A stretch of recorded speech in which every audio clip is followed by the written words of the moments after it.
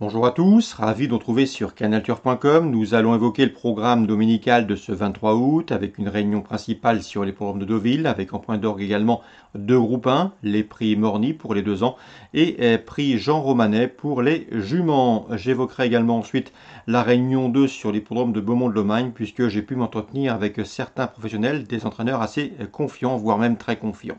On commence par le quintet en ce dimanche 23 août, le grand handicap des sprinteurs, 1200 mètres en ligne droite.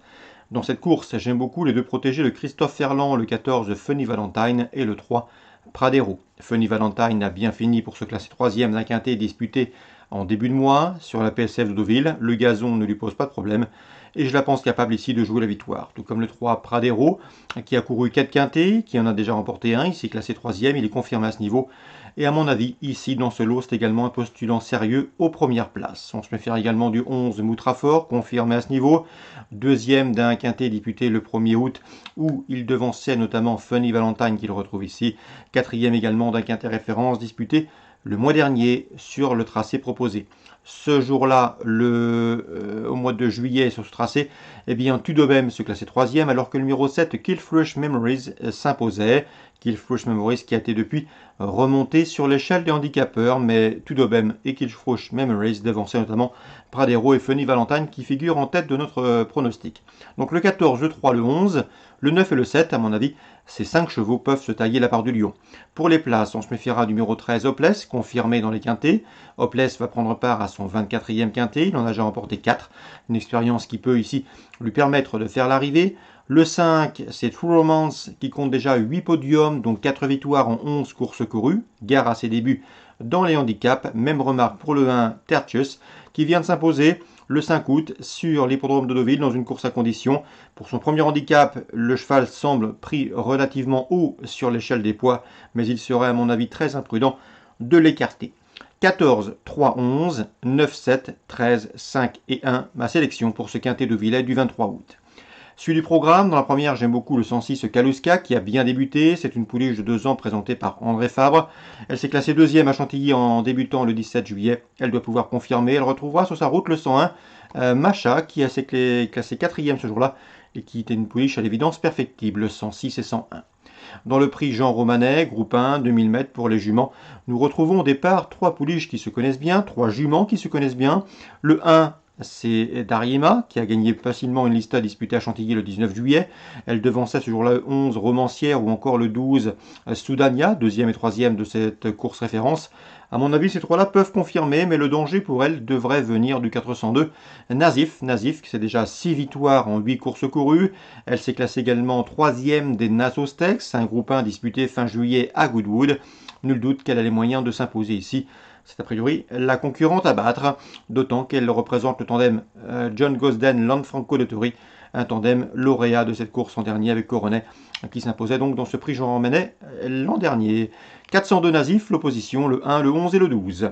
Concernant le prix Kergorley, la cinquième, j'aime beaucoup le 509, c'est Call in the Wind, deuxième de cette course en dernier. Ce cheval est véritablement un spécialiste des parcours de tenue.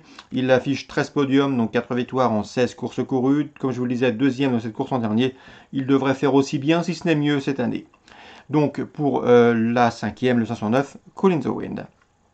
Concernant Beaumont-de-Lomagne, Réunion 2, concernant la première, j'aime beaucoup le protégé de Jean-Marc Godard, c'est le 105 AMR d'Ednou, qui reste sur 5 podiums. Le cheval a couru 5 fois corde à droite, il n'est jamais sorti des 3 premiers, après 2 disqualifications enregistrées en début de carrière sur des anneaux corde à gauche. Ici dans ce lot, c'est un postulant sérieux première place. On lui opposera Oustinov, présenté par Sébastien Garato, tandem Sébastien Garato-Éric Raffin. Donc Omer Denou et Oustinov me semblent en mesure de se tailler la part de Lyon dans ce premier rendez-vous. J'ai pu m'entretenir également avec Denis Brossard, il est confiant que le 105 est assez éperon de Freka, qui a été longtemps tenu écarté de la compétition, le cheval retrouve ses meilleures sensations. C'est un cheval de qualité, il faut impérativement lui masquer l'effort, c'est un cheval qui sait aller vite sur 200-300 mètres. S'il a le bon parcours, il peut mettre tout le monde d'accord car c'est un cheval qui n'a pas les gains en rapport avec son potentiel. Le 205 éperon de Freka.